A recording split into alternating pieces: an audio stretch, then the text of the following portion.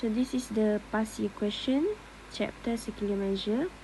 Jadi soalan ni dia ada bagi gambar, dua gambar. Satu gambar adalah about the car is submerged in water during a flood. So gambar kereta yang tenggelam disebabkan banjir. And the second picture adalah the side view of the car tire. So pandangan sisi tayar ni lah. Jadi soalan ni minta find the perimeter of the shaded region. So where is the shaded region from this picture? Jadi shaded region ni adalah bahagian ni. Okay. Dan bila kata dia nak suruh cari perimeter ni adalah ukur lilit. So dua perkara yang kita kena cari iaitu di sini length of arc plus length of chord. Okay, so this chord we call it as chord. Jadi perimeter adalah length of arc, and then we're going to plus with length of chord. Okay, jadi the first step that we need to do adalah kita kena cari dia punya radius dulu. So to find the radius, okay, bila kita tengok dekat soalan ni, dia bagi diameter of the rim. So rim ni adalah yang dalam bulatan kecil ni lah. So this diameter of the rim adalah 40.64. Jadi untuk kita cari radius of the rim adalah kita kena bahagi dengan 2 lah kan. So we got 20.32. So this is the radius. So whenever we talk about the radius, it can be here ataupun di sini ataupun di sini, mana-mana. Yang mana panjang dia akan sama asalkan bermula dengan titik ni dan berakhir di circumference ni.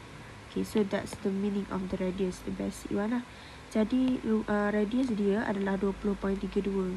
Jadi kat sini pun 20.32. Kemudian kita nak cari radius of tire. Jadi nak cari radius of tire, kita kena tambah lagi dengan bahagian atas ni sikit.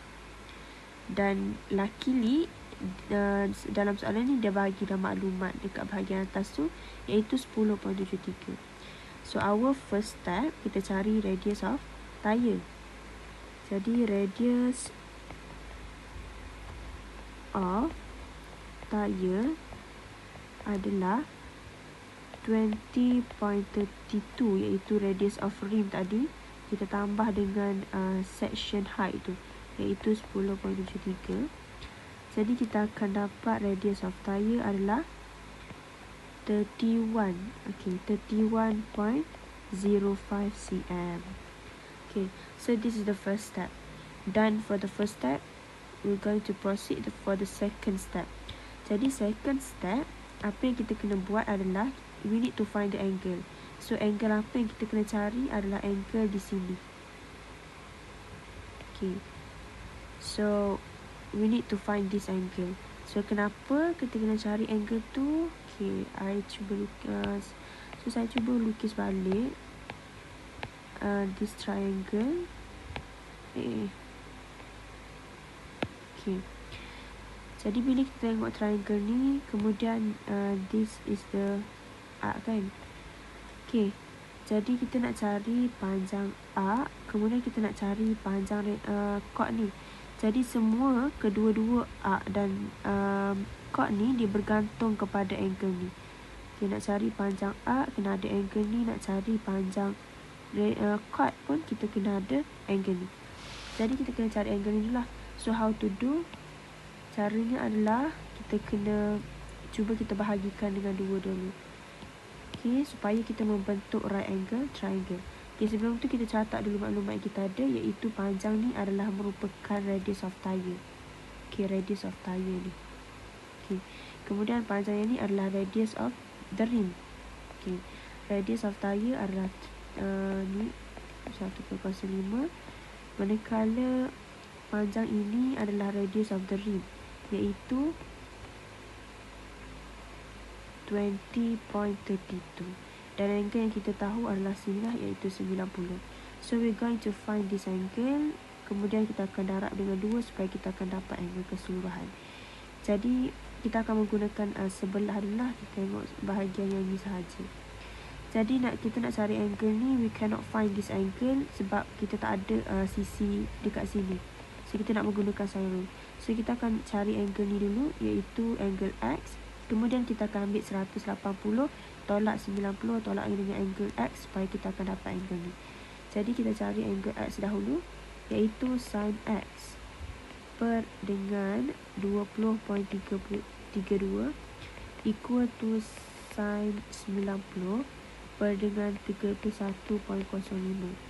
Kemudian bila masukkan kalkulator, kita akan dapat nilai X adalah 40.88. Jadi kita nak cari angle yang ni.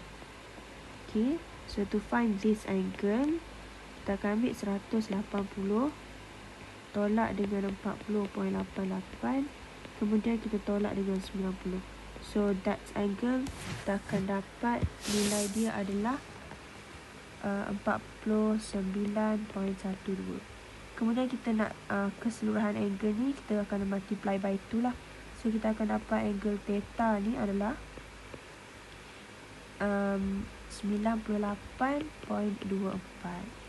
Okay, so this dalam degree lah. So done for the second step. Kemudian kita kena ke step yang seterusnya lah, iaitu kita nak cari perimeter lah, the last step. So nak cari perimeter, we need to know the formula of the chord and the formula of the arc.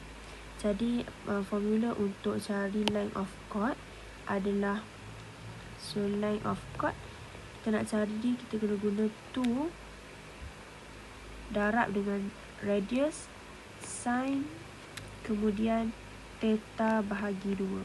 So theta ni adalah dalam degree, memandangkan kita ada trigo yang bahagian depan ni. Kemudian untuk arc, cara nak cari dia adalah the formula S equal to R theta kan. Jadi nak cari dia adalah R theta. So R theta, dan pastikan theta ni adalah dalam radian sebab dia tak ada trigo dekat bahagian depan macam yang chord tadi. Okay, jadi kita nak cari perimeter, iaitu step yang ketiga. Perimeter adalah